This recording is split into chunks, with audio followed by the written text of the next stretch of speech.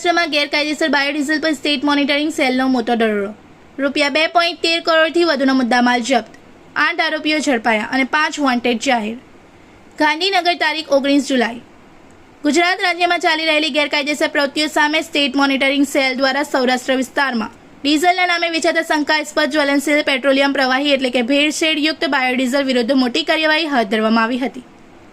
જૂનાગઢ જિલ્લાના ચોરવાડ અને માનવદાર police station વિસ્તારની કુલ 3 અલગ અલગ જગ્યાઓ પર દરોડા પાડી કુલ 30,970 લીટર શંકાસ્પદ જ્વલનશીલ પ્રવાહી કબજે કરવામાં આવ્યું હતું. આ કાર્યવાહી દરમિયાન ઇલેક્ટ્રિક મોટર, ડિસ્પેન્સર મશીન, વાહનો, પ્રવાહી સંગ્રહ માટેના ટાંકા, રોકડ રકમ, મોબાઈલ ફોન સહિત કુલ ₹2,13,48,880નો મુદ્દામાલ જપ્ત કરવામાં આવ્યો હતો. આ મામલે કુલ 8 આરોપીઓની ધરપકડ કરવામાં આવી છે, જ્યારે 5 આરોપીઓને વોન્ટેડ જાહેર કરવામાં આવ્યા છે.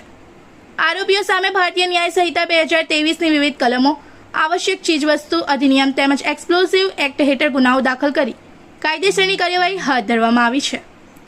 પ્રથમ દરોડામાં ચોરવાડ વિસ્તારમાંથી 18,300 લીટર ભેળસેળયુક્ત બાયોડીઝલ અને ₹51.78 લાખનો મુદ્દામાલ જપ્ત થયો હતો. બીજા દરોડામાં માળિયા વિસ્તારમાંથી 10,070 લીટર પ્રવાહી અને ₹27.38 લાખનો મુદ્દામાલ કબજે કરવામાં આવ્યો હતો. જ્યારે ત્રીજા દરોડામાં માળવદારના મિત્રી રોડ વિસ્તારમાંથી 2,600 લીટર પ્રવાહી સાથે ₹1.34 કરોડથી વધુનો મુદ્દામાલ જપ્ત કરવામાં આવ્યો હતો. સ્ટેટ મોનિટરિંગ સેલે જણાવ્યું હતું કે ગેરકાયદેસર અને ભેળસેળયુક્ત બાયોડીઝલનો ઉપયોગ વાહનોમાંથી ઝેરી ધુમાડો વધારવાનો, હવા અને જમીન પ્રદૂષિત કરવાની સાથે વાહનોના એન્જિનને નુકસાન પહોંચાડવાનું જોખમ ઊભું કરે છે.